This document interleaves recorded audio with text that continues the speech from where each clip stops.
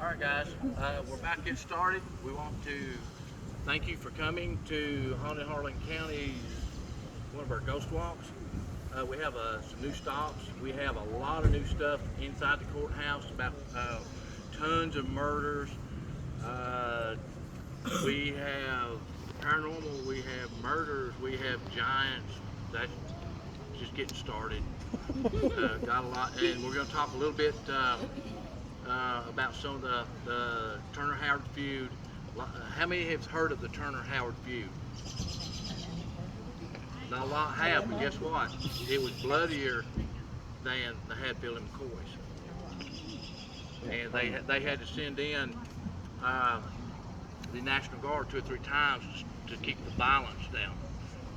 So we'll talk more about that upstairs in the courtroom. So we got some really cool newspaper articles. But tonight we'll have Miss Bonnie helping, Miss Connie helping, Virgil helping, Chelsea 1 and Chelsea 2. Chelsea 1 and Chelsea 2 back there. Okay, they're helping, and we truly appreciate them. They help us a bunch. Couldn't do it without them. So let's see. What's that guy? Bruce Boxer. Bruce, who was the guy that did the announcing? Okay. If y'all ever seen wrestling or MMA, are you ready? Yes, I love doing that. All right, so let's go this way.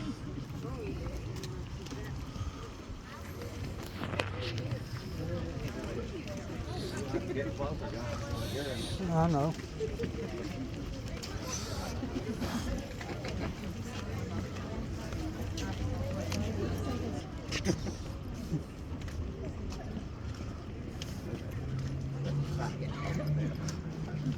Is it? Hold on. Yeah, let the finale come in. Stop the other people. Okay. Oh, she's fine.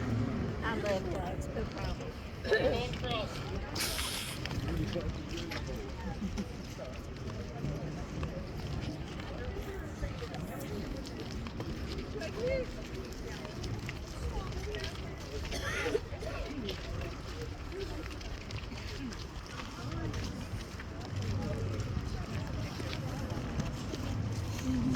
Oh, dog. Run over. It's a graveyard. Better get up front, guys. You ain't taking I nothing. can zoom it. Huh?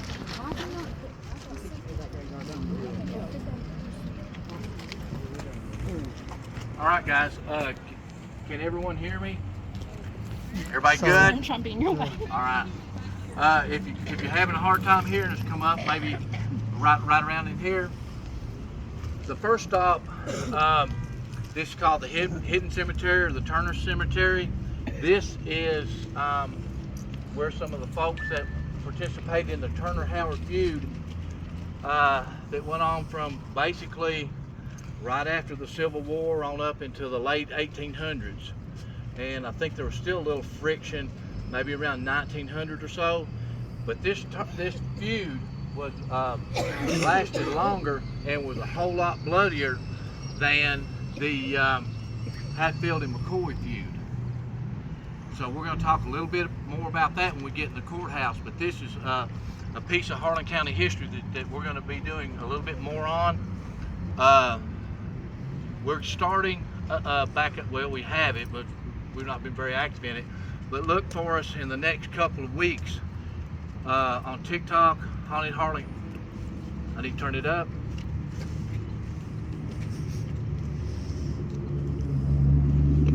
How about now? All right. Yeah. I'll use my professional voice. Go to Haunted Harlan County on TikTok. Give us a like. We'll be starting a new thing in conjunction with Harlan County called Appalachian History and Mysteries. We're going to look at true crime. We're going to look at cryptids. We're going to look at ghosts. We're going to look at UFOs. Anything interesting, lost civilizations, giants, and believe it or not, you have all that here. So we're going to get down and we're going to start presenting a lot of that material. here in starting in the next couple of weeks, and we will be making Facebook posts about it. So check out Haunted Harlan County on TikTok and give us a like, subscribe, because that helps us get out to more people and bring more people to Harlan. We want to share our history with other folks, and we're going to be doing all those other things, but we're also going to be highlighting the people, and that there's good people here, and we weren't all a bunch of murderers and things like that, that, you know, as well. But we need to get our history out there, and we need to get the correct history out there, not something that somebody said 10 years ago, your aunt's brother's cousin said, you know, when we come at you, we're gonna bring receipts. Bringing the receipts is, we'll hand you newspaper articles, death certificates, this. We'll be able to walk you to the exact location these things happened in. So that's what, instead of, and there's nothing wrong with a good story, legends and lore, nothing wrong with it, it's real entertaining, but we're more fact-based. And so we want to bring you the real deal stuff. We want to be able, in October, probably will be the next walk. We do this seasonally, but in October, hopefully, we'll be able to take you, and it'll be right here in town, to where the battles took place. And I'll be able to say, right here is where William Turner died. Right there is who he, blah, blah, blah, blah, blah. And I'll be able to take you and show you exactly where the battles happened at. So, on to that. Any questions on the Turner Howard feud? I have a question about some. Are y'all gonna have a Harlan Haunt Fest this year?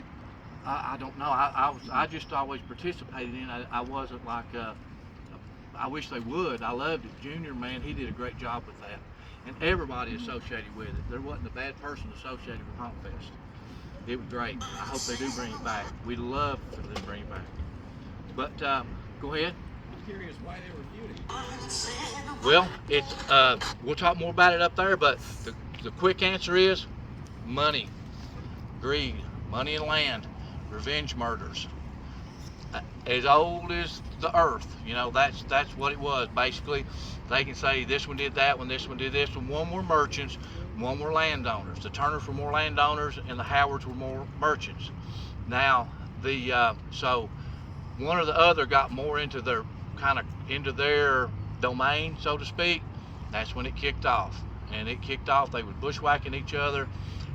They killed them from everywhere from the Virginia line in Virginia up Catter's Creek in town.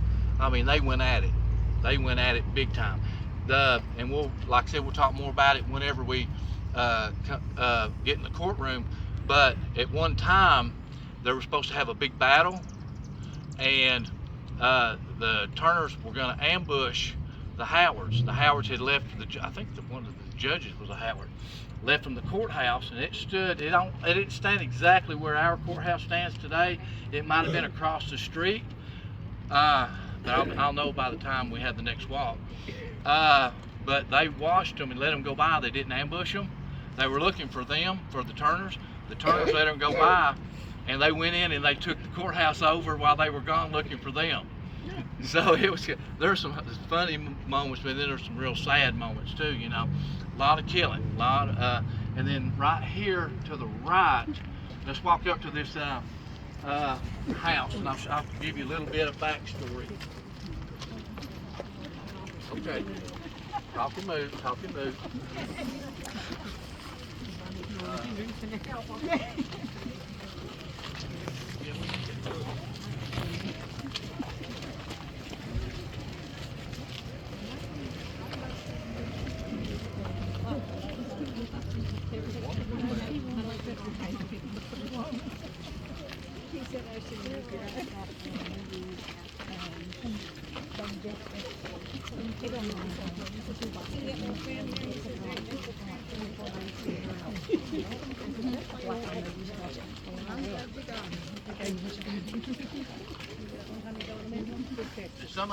Some of you can come up past me, like up on the sidewalk when we were talking about this house right here.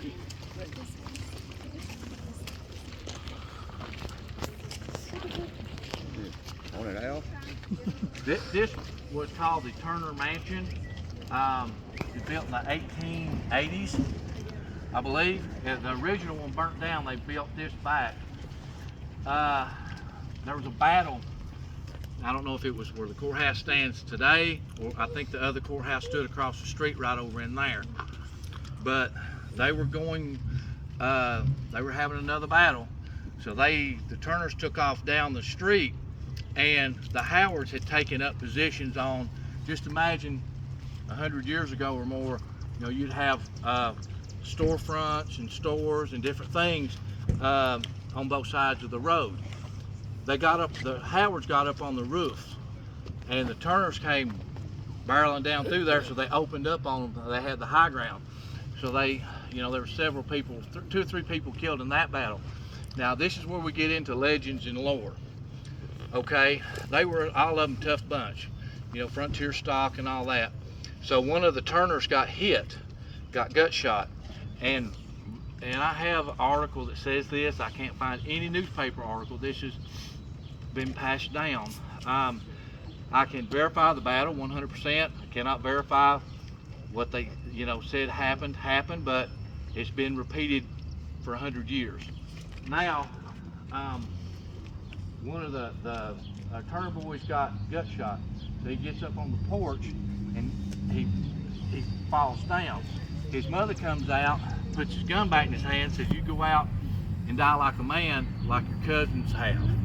And so he takes a few steps, he falls over. That's the story. I cannot find anything. It's a cool story, but I can tell you 100%, this is where that a lot of the matriarchs and patriarchs live.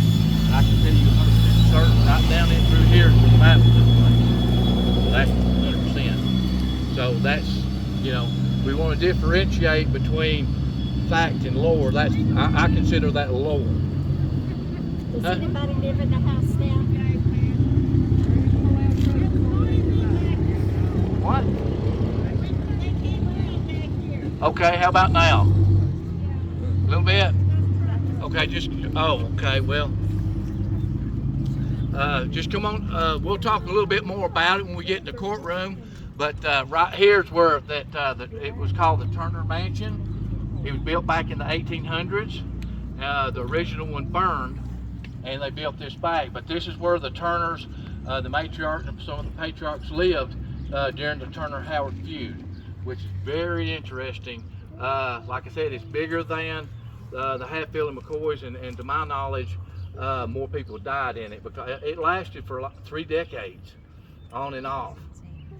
So you get into some real, I mean, brutal stuff. These guys hated each other. The families hated each other, and all they had to do basically was, if the emotions were up, it's two or three of them run into each other and it was on. They had to call in the National Guard at times to stop this violence, because all of Harlan County was split, kind of like during the Civil War. Some of them were for the Turners, some of them were for the Howards.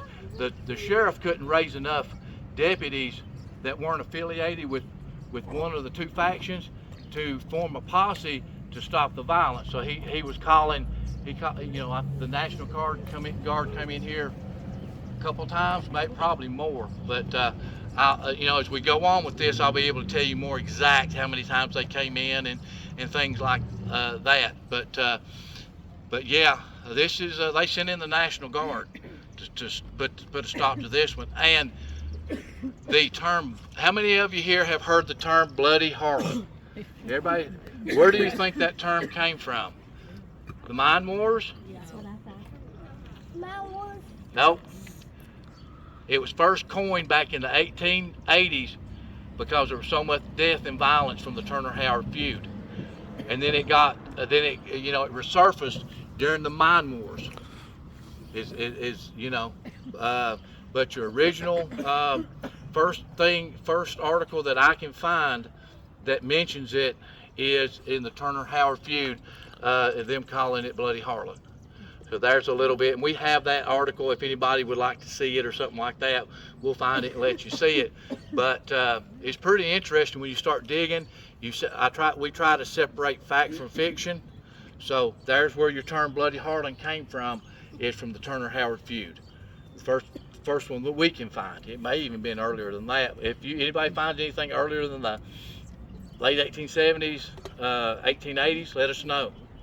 You know, we want to put out facts, and we love getting input from people and things like that, because I know for y'all to be here, you're interested in history in Harlan County. So if y'all find anything, or if we've missed something, let us know. We appreciate it. We will not get mad, because nobody is right all the time and nobody finds out everything. But so we would appreciate any help y'all can give us. Any more questions? Is there any rumors of paranormal activity here? I don't know. Not to my knowledge. I have never been called in or had an investigation there, anybody, but I can tell you that building right over there is probably the most haunted place, one of the most haunted places in Harlan County, the courthouse. 100%. We'll tell you a bunch of sightings and killings, and within, I would say, well, for sure in Harlan, but just within 3 or 4 blocks, they've probably been 50, 75 people killed, in the last 150 years. Easy. All right, so we're gonna go back down this way. Excuse me, I'll get out here. But if y'all have any questions about anything that we talked about during the tour, all you have to do is just holler at me, and we'll be glad to try to answer it. You want to go ahead and cross?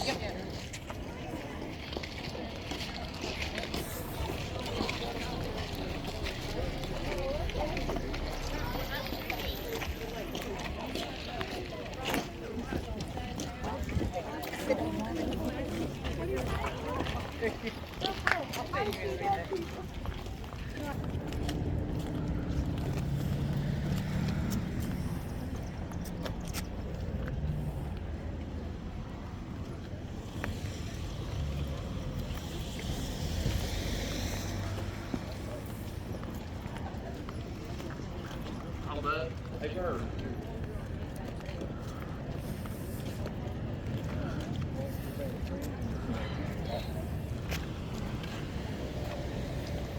Hey, Birds, when these cars get by, we'll cross over. Ooh, don't say cross over.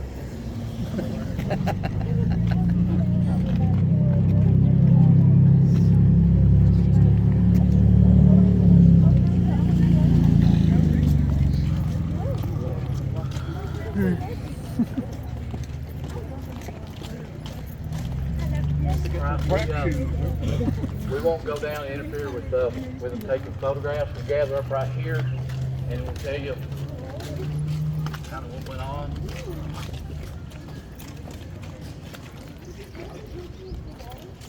All right, now spread out. Where you at, Virgil? Spread out.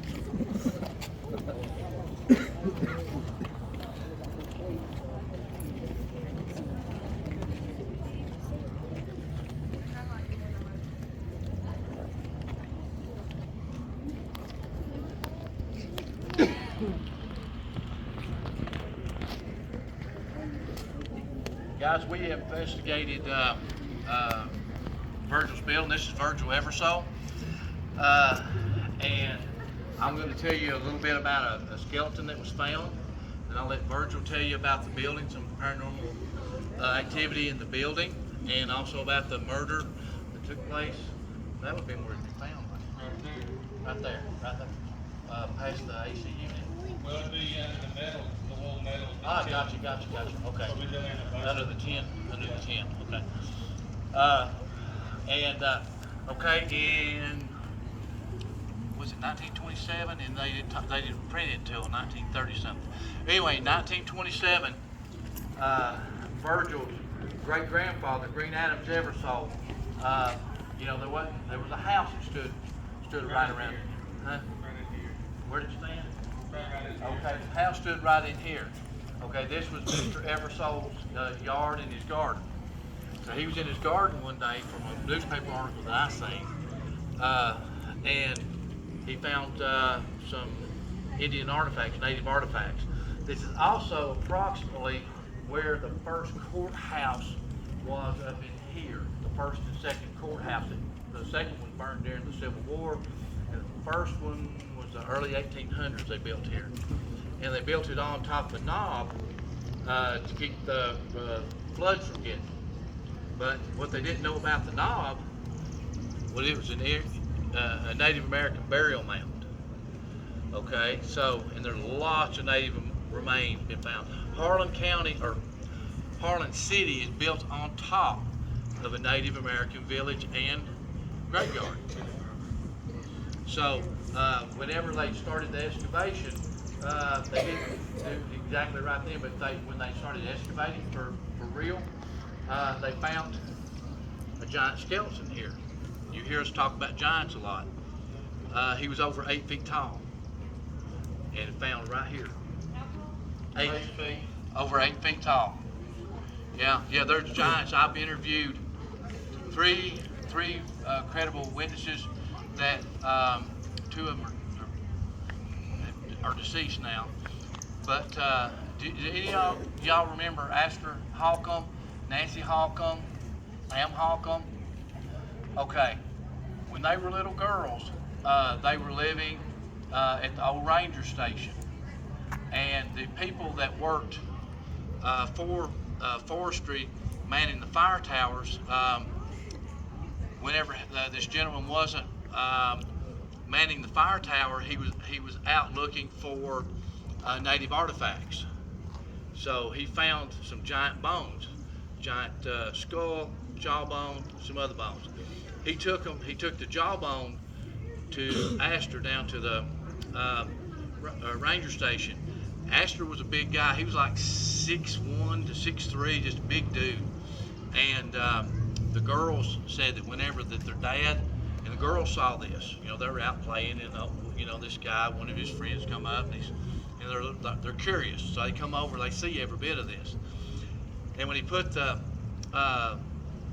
jawbone up to his face, it covered his face like a motorcycle helmet, like the bottom of a full-face motorcycle helmet. And that was the jawbone of the skeleton. Now, that's very common. You'll see, if you do any research into giants and see any of the newspaper articles, you will see where either the largest man in town or whatever, they will make references to, whenever they put it up, they don't say motorcycle helmet, but they say it covered the bottom part of the largest man in town's head.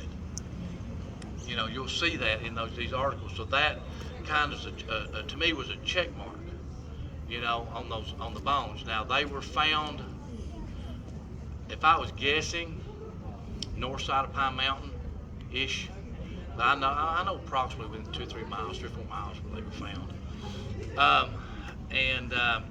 So that kind of correlates these findings here.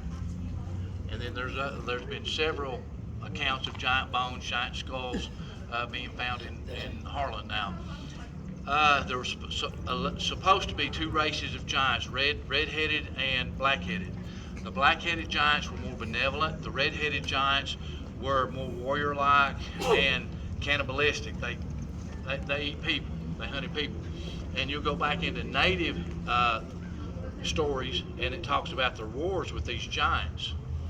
And so, you have stuff back hundreds and hundreds of years that talk about giants. Whenever the Spanish explorers came in, they met some giant, they were chieftains of different tribes, but they met some of these giants themselves and wrote down in their journals about the size of these individuals. But now we'll switch gears, and let's go over to the paranormal side. We've investigated Virgil's building 4 or 5 times, 6 or 5. Now, is it this coming Monday? Yes. This coming Monday on Haunt TV, Haunted Discoveries will premiere the episode where they investigated this building. And the week after that, or 2 weeks after that, will be the episode, the season finale. You do not want to miss either one of these episodes. They're really good. The episodes, the finale, you won't believe your eyes. I've seen it myself. I've been at this over 15 years. I've never seen nothing like it. I was there. I mean, this is no bullcrap. This isn't, you know, I've not posted, you know, we're under NDA till the article airs, but I have never seen anything like this in my life. I mean, on TV, you have to find it. Now, you can go on YouTube and find on TV, but Google it, because they put out, I'll try to post a link to y'all, like on Facebook. You get Haunt TV on Tubi. You get it on Tubi. Tubi. Yep. And then you go on to Sling, and then YouTube. You go to YouTube, put Haunt TV, and they'll Haunted Discoveries, and it'll give you a list of the episodes. They're a great bunch of guys. Any of y'all ever watch Ghost Hunters back in the day? Okay, Mustafa and Brandon used to work with Ghost Hunters for a couple of years. They're stand-up guys. I mean, they're great guys, all of them, every one of them. And they're factual. It either is or it isn't. They don't do anything for a few more views or likes. It's, I mean, you know, if they come in, if they find activity, they tell you, and if they don't, they tell you. That's what I like. That's why I really like working with them. You know, I don't like working with, and I won't work with people that exaggerate a lot. Now, you know, people telling a story will get excited, but I'm talking about complete exaggerations. You know, because I want the truth. I want to get to the bottom of it. I want the truth. Now, I'll turn it over to Virgil to tell you a little bit about what happened in his building and about the murder that took place right there. In 1965. Well, since he started with there, we'll start with that. There was a colored guy that worked for my grandfather, and these buildings back in the day, the heat source was coal. So that was his main job, to keep coal, you know, into this building. And he must have got paid on Friday, because Friday's when he got brutally, I mean, there's articles out there that in 1965, his name was James Blair, and he got brutally murdered. Bludgeoned. He got bludgeoned to death. I think that's what the word said in the article And said. they didn't recognize him. They didn't recognize him. But then when he was talking about the 8-foot skeleton, I'll be 46 next week, and I've always heard the story of there's an 8-foot, my grandfather kept an 8-foot skeleton up there in his office, and his office would have been pretty much on, if we walk back down Everso Street and you look back up, his main office was right there on the corner. If you look up, you'll see Virgil Everso on the corner of the building. But that was his law office, and if we go down this Everso Street, there's a room that had a refrigerator in it. That's where he kept the 8-foot skeleton, and he, you know, showed it. He would show certain people the skeleton and all that, and then he got kind of worried, and we found out articles and all that he called Kentucky Agriculture from Lexington, and they came up and gathered the skeleton and took it back to Lexington. And probably talked to the Smithsonian, because guess what? They don't know where the bones are at. So if you ever see the word Smithsonian, the Smithsonian Institute are not a good bunch, because they don't want you changing the narrative no matter what discovery that you may or may not make. And time and time again you'll say, turn them over to the Smithsonian to see blah blah blah, and then they ask for them back, and it's like, oh, we don't know where they went. It is not owned and operated by the United States government. It is a private entity that probably gets funds from the United States government. So that would mean if I gave Virgil my pocket knife and I call him a month from now and say, Virgil, where's that knife at?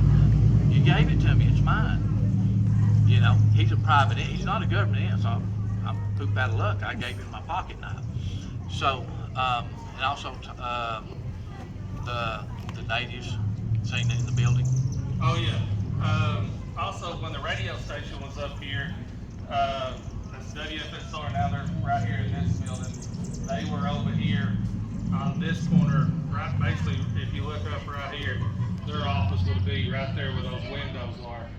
And one of them was up there making, you know, the ads for the radio, and there was 2 or 3 Indians appeared, and didn't say anything, just appeared and then disappeared. Now, when you say appeared, it's like we're standing here right now and they just faded in? He said he looked up and there 3 Indians were standing there. Didn't have anything to say, but they just looked at it. Now, is this tied to, which I think it is, the building being built on the graveyard? You know, very well could be. Well, in 1936 and 37, they found articles which, hell, we could, you know, like again, he and Haunted Discovery are very good on finding articles and proving what they find. So in 1936 to 37, my grandfather was having the Scott's Five and Dime that you can barely still see on the building today. Then Scott's Five and Dime went to the Tinjumwa building. This was always called the Tinjumwa building. That was called the AMP building.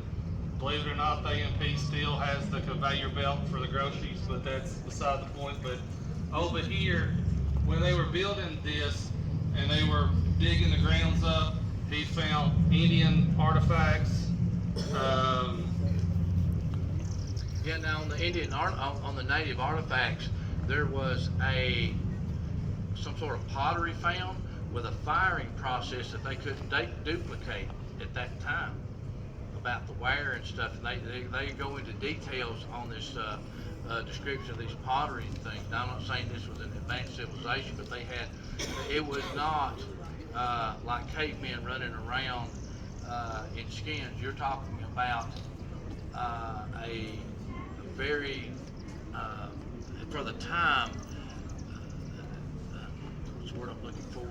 It's not, they were advanced, but not like airplanes and stuff, but with some of the things they were making and shells, they found seashells. Seashells, they found. So they were trading. You're not talking about. And another thing, this was not used. Kentucky was not used as a hunting ground for all of the tribes. Not so. Now some tribes hunted, but these people came in and they were here for thousands and thousands of years in Harlan County. The natives were, and I'm not talking about just hunting parties. Now, I know y'all are familiar with chestnut trees. Anybody here know about the chestnut blight? 10 minutes, rain like heck. 10 minutes, rain? We're tough. So, let's remember what train of thought.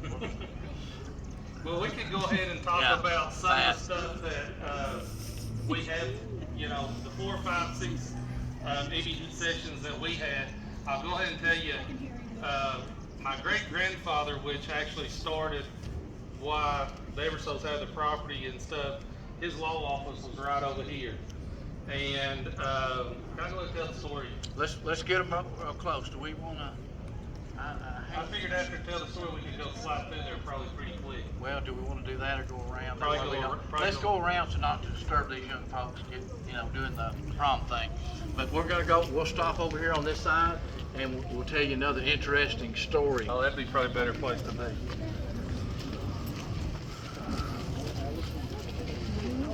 Huh? Like that. Give my second, mate. I studied a whole 2 hours today. That's easy now.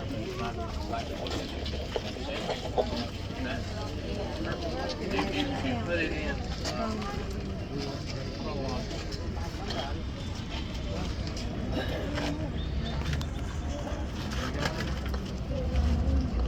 Can y'all hear him? Can you hear me? There we go. Okay. Well, how I got involved, I didn't really believe in ghosts. Boo. And don't scare me. But anyway, I ran into Tony and Kevin and Mufasa was here. And we ran in right here. And I just happened to be, so it's kind of like a myth. I just happened to be in town because usually my office is in my truck. My grandfather's office, like I told you all, if you look at that window, that's his office. And I'm the 3rd generation or 4th generation, I guess you'd say. And let me tell you, that office is still set up the same way as if my grandfather, he died in '85. It's set up the same way as if he died yesterday. It still looked just like that. So anyway, we were in here and they were showing me, and the manager in here kept seeing one of the young ladies kept seeing a tall man with a top hat crossing Everso Street from the back side coming in, so crossing back and forth back there. Well, that's where Green Adams' law office was. And Green Adams came to, well, when he came to Harlan, he was a land surveyor, and he went up to work up in Washington, and took him 10 years, but he became an attorney. So when he came back to Harlan, he was an attorney, and he married, some of y'all might have heard Dr. Bailey. Dr. Bailey's doctor office was in that, you know, the building that has got all the scenes in there in Umbrella Alley. That was Dr. Bailey's building. So his office, if you went back there and wanted to look, it would be the gray little vinyl building on the corner. So it'd see them going back and forth. Well, when I came up, I said, oh, that's my great-grandfather, Green Adam Everso. So I took them up there, and there was a picture, and they took it down there, and that lady was like, yes, that's him. So that's when we came up there, and we done about 4 or 5 EBT sessions. Now, we were in that room, and I'll go ahead and tell you this one, Tony's, and there's a room there and a room there and a bathroom. Well, Tony was sitting in the chairs in there, and the bathroom door opened. So that's one that he can talk about, because I was this way to the bathroom, so I didn't really see it. And when I got up to check on it, there was some wires up there, but the wires were not even anywhere to block the door from moving. It could move freely. So there was somebody up there. And then on top of Core Fitness, there's a big old open room in there.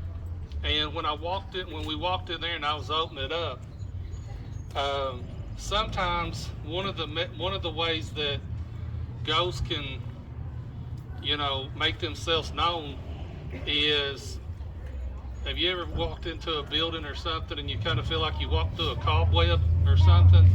Well, they can make you feel like you walked through a cobweb. When we got in there, I was feeling that, and he kept saying, that's not cobwebs, that's not cobwebs. It's energy, static electricity. And so we got back there, and there's 2 bathrooms back there. And one of the EBT sessions, I was in there basically looking and seeing if any of our roof was leaking. Well, I was standing there just like this, and Martin went like that. There you go. Went like that. And One more time. Okay. but, you know, it was almost, then like I started thinking, did I just have a nervous twitch or what? But, you know, my arm jerked. And when he went back to listen, somebody up there said, I believe we spooked him. I was like, spooked him? I spooked myself. Whenever that, I reviewed the evidence, and Virgil makes talks about his arm, and then an EVP came across and says, I think we spooked him. Spooked him, okay, yeah, we got that. We spooked him. Yeah, scared him. But I'll tell you, we went, I got a little piece of equipment too, not as good as his, but I can do barely a little bit of EBT session myself. So we started going up there, and when was it my equipment or was it yours? I think it was mine, wasn't it? Well, we got up there, and I was standing basically about the same place, and it felt like something just kind of barely pinched me too. So in about the same, I've got my arm jerked and I got a little pinch. And then the funniest one that I liked was, I was wanting to see if my grandfather or father was up there. And I still want to see if I could talk with him some more. But I asked is because I'm Virgil the third. My grandfather was Virgil Sr., my dad was Virgil Jr., and I'm the third. And I was like, is Virgil Jr. here, my father? And when he went back and listened to the the recording, it says I'm looking at it. And so, you know, that was, you know, showed me that I want to, I mean, that's what's got me interested. I want to go back. I want to see if I can maybe talk to them some more. My big question is because I've been running, like I'm the 4th generation, I've been running the family business. I wouldn't mind asking them, how am I doing running the family business? And this is what we kind of do, try to help folks to you know, if they have an issue or they, you know, have questions they need answered and there's a little bit of activity, we'll come in and we'll help you if you know of anybody. And it's all discreet. It's not, we don't post any family or residential investigations on anything. None of our channels. It stays on my computer. So, because we don't, unless the client gives us okay or says, yeah, you can go ahead and use this, just change the names, because we think that keeping their anonymity, we're there to help them, not get a few likes on Facebook, you know, or wherever we put it at. Okay, so we'll go down this way. We'll stop on the corner. I'll tell you a little bit about what happened in the portal, what happened at in Sassy Trash, and then we'll head up toward the courthouse and finish up. And if you all would like to ask me some more things, I'll be willing to tell you some other things on the building.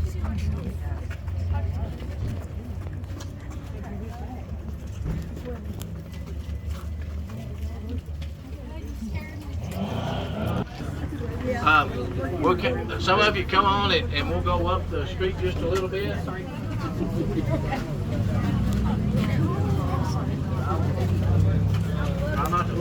I'll try not to get rained over. And it's been about 3 years ago we investigated the portal. Definitely activity in there. They would see someone would walk into the kitchen. They were dressed like in 1970s or 80s. So we're thinking that it was somebody from the bank. Does anybody remember when this was a bank? You know, so that was, and actually been a bank for a long time. ABNT area and then Harlan County. So lots of activity. There was tons of activity in there. They were talking about the pots and pans that they would have hung up, rattling, jumping off the walls. And down here to the right, how many of you been in Sassy Trash or no? Okay. It's the yellow building if you've not been in there. Yeah. Besides the other, what's the Henry's? Besides him, great people. April and Paul are great people. We did a investigation in there. It's actually on Tubi, Amazon Prime, and a whole bunch of other places. It's called Bizarre Encounters. So look up Bizarre Encounters, and you'll get to see the investigation that we did. They had a lot of stuff happening there. They had a ghost light that there's no electricity hooked up, and the light would come on randomly. Have stuff move around, have heavy irons move, have people hear footsteps and people talking. So and the bell was one of the most interesting things. Now, and even nowadays you have it, you know, when you go up to a front desk, you'll have the little bell, the service bell, okay? So I had left the recorder and we caught it, and we've only had this happen in about 4 locations. Whenever you get a lot of energy in a location, it'll seem like the floor vibrates. It'll sit there and go, and the building's not shaking. It feels like a train's going by. I can't explain the phenomenon. I mean, just 4 or 5 times it just kind of happened. But it's a phenomenon. It's not super unusual, but it's unusual. It doesn't happen a lot, but it's not like not unheard of. So we also, whenever that we got through with the investigation, the filming, and I left a recorder in there, and I called Miss April or texted her, said, hey, we left the recorder. I'll be back to get it. She said, okay. And these little Sonys go like 1,000 hours on like 2 AA's, and so it just ran all weekend. So I go back in, I get it, and I'm going, I'm just going to delete this. I know, and I went, if I don't, I'm going to hate myself if I don't go through this 30-something hours. So, if any of y'all have ever done any audio work, if you don't have a ghost box going or people talking or something else going on, it'll just be a straight line, and then there'll be a blip whenever there's a noise. So what I did was, is anything with a straight line, I didn't mess with, and I just fast forwarded. When I hear a blip or see a blip, I would go back and I would review it. So I started catching things like, catching things like stuff being drugged across the floor. Now that used to be a hardware back in the day, printing shop and hardware and things. So in a funeral home, that's right. So we were getting stuff being drugged across the floor, people talking, and then it sounded like that old elevator, which doesn't work anymore. You could hear the service elevator. Y'all been in like Kentucky Mine, seen the old elevators where you have like the wooden thing and it goes up and down? You could hear that, and it's not working. I mean, it shouldn't been there. So we were actually getting a kind of like a look back into time and the day of them working now. So, and I started hearing this bell, like I guess that whenever they come in and they would be working around, they tap the bell to get searched, you know, somebody come out and talk to them. So we kept hearing the bell, and I was talking to Miss April, and I said, hey, you know, what do we have down here that's a bell? She said, I said, no, it's like a service bell. And she said, well, this one's been here, it's forever. It come with the place. So,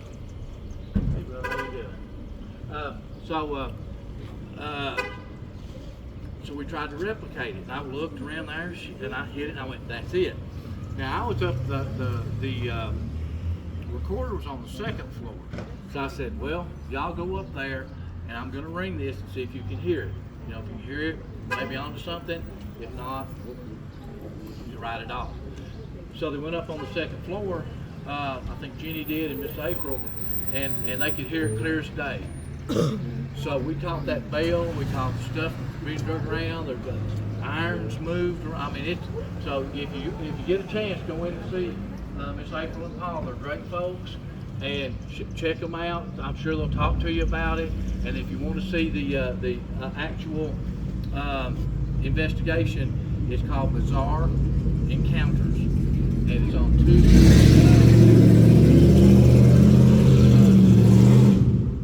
Tubi, Amazon Prime, several other places. So, okay, we're going to go up toward the courthouse, and we'll be going in there. Well, there's been a lot of people killed. I'm not going to. This is a big story, long story, but there's been a lot of people killed. Big team, trapped under here. And then there was a shooting from the food stamp office too. Yep. Before I was born, I think. Yep.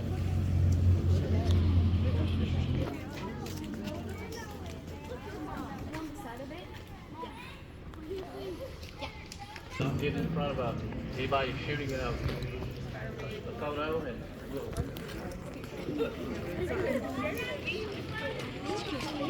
corner Conroe. Murder, mayhem, and blood. Oh my! What were you asking? If you can make like tours into the. I mean, it's not the original, but the spot is. I mean, I could ask them if they had any activity. It's just like your grandfather's office. I would have liked to see it as well. I would, I'd like to see too. What is it now? The tour to see his grandfather's office and stuff. Yes. I've spent 27 years around the coal mine, so I can't. Oh, I feel And then finished up here.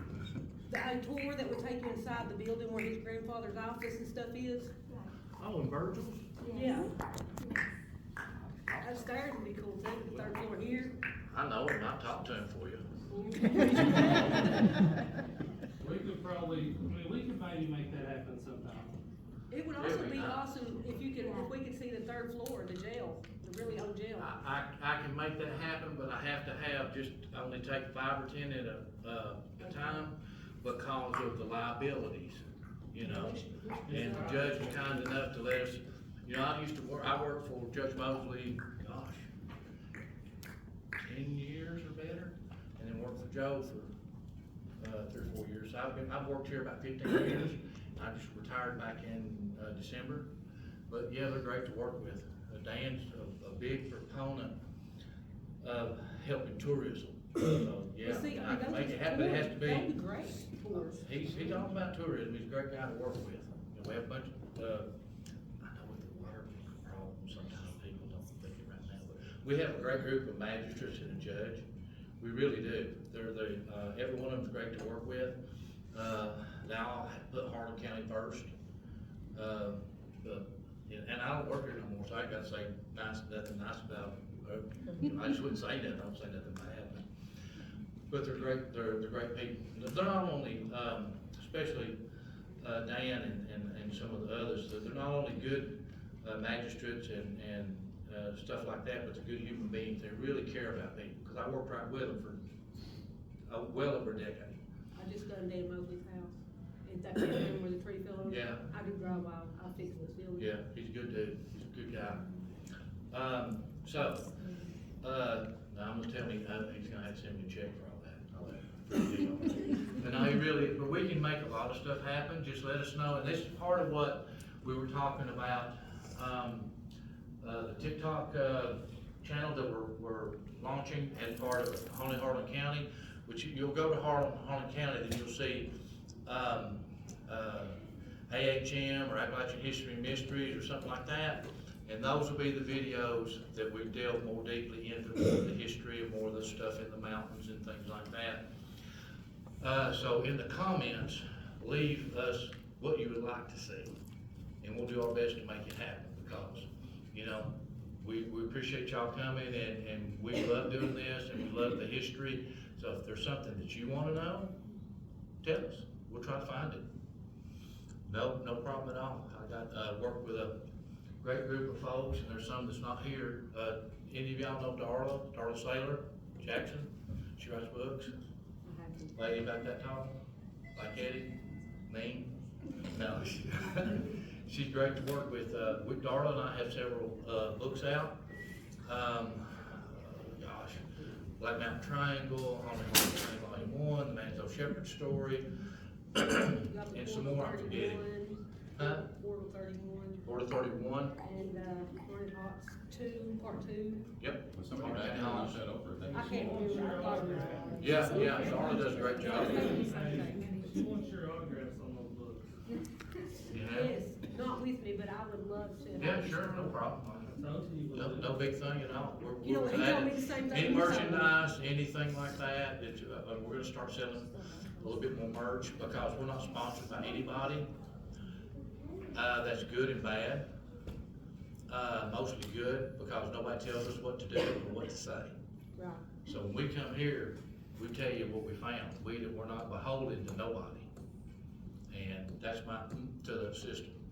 So that, I want to tell you the truth. I want to get you the truth. And so does Darla. And so does the Haunted, Haunted Discoveries. Thomas Markham, any of y'all know Tom? Crypto Crew. Tom's a great guy. We do a lot of work with Tom. Check out his channel, thecryptocrew.com. Tom's a real deal cryptid researcher. I learned most of what I know about cryptid.com. Very truthful, super knowledgeable. Reach out to Tom, he'll talk to you. He's very approachable. And he has some books out, and he has a lot of merch on his stuff, a lot of our merch on his stuff. But I'll leave on Facebook. If y'all aren't finished with me on Facebook, friend me on Facebook, and then I'll start leaving links to where you can get these things if you want them. So, but we'll try our best to make it happen with Virgil's building and some other places. Any more questions about what we covered on the walk? Okay, now, where is my cheat notes?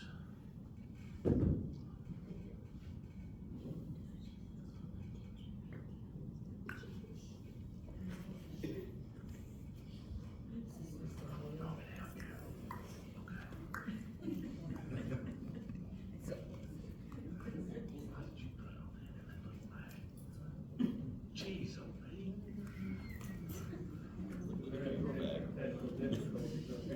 difficulties. All right, I'm trying. No, now don't do that. Don't. Until I hold it. All right, magic. Don't dump it out. Okay, more dump it out. Okay. There is a lot of murder and mayhem that's happened here in Harlan. Has anyone heard about the attorney that got blown up in the 30s on Mount Street? You are now. In 1935, Harlan was always even up into the 70s. You had liquor, gambling, prostitution. A lot of money was made off of it. A lot of people died over it. And in the 30s, it wasn't, 20s and 30s, it wasn't any different.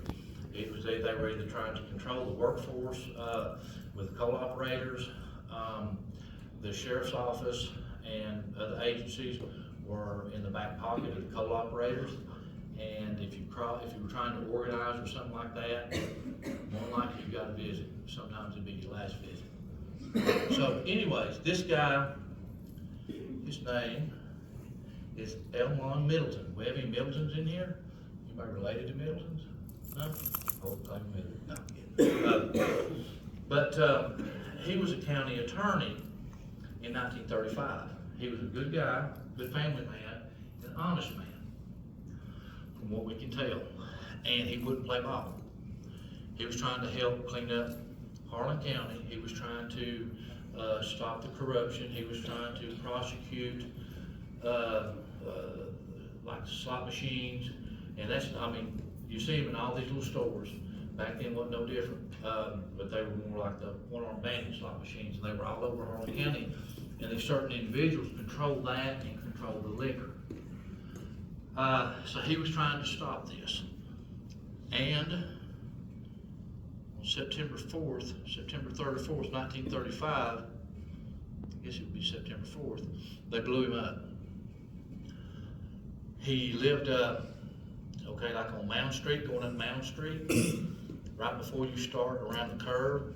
He lived in one of those houses. Now, by the time we meet again, I'll know which house it was, because I'm gonna go back and look at the deeds, and I'll cross-reference it that way. He had rode, it was raining that, or it wasn't raining that morning. He'd ridden to work here in this courthouse with his pastor. His pastor was like one of his neighbors, and so he'd ridden to work with him, and then he'd walked, and the pastor had taken him, met him, and he went home for lunch, and it started raining. So he was going to take his car back. He parked his car in front of his house. So when he went out and hit the starter switch, now in the old cars, your starter switch would have been a push button on your dash or in the floor. I know most of y'all's too young to remember any of that. But anybody ever run any of the old loaders or anything? You turn the key on, hit your button. Okay, same principle. Turn the key on or flip the switch and hit your button. So whenever he hit the start button, it was either the floor or on the dash. Boom, blows him up. He lives about. The only thing that kept him from being blown into bits was there were 17 more sticks of dynamite and shotgun shells being used to set the dynamite off. It failed. But it blew stuff everywhere. It blew the wheels off the car. It blew part of the motor. Halfway downtown, hit a roof, up on top of a roof. It was a horrendous explosion. The preacher come running back out of the house, pulled him out of the car, and they got him to the hospital, which was only like, y'all know where Smith Howard building? That's where that was the old Harlan Hospital. So they got him down there, and he died basically whenever they got him to the hospital. Maybe he dead before. There were several people arrested over this. Some of them finally ended up putting life in prisons. We won't go into the uber details of it, but this will be a A lot of the stuff I'm gonna hit briefly on will be, we'll be doing episodes and putting up on the TikTok channel as well, probably in a book or something.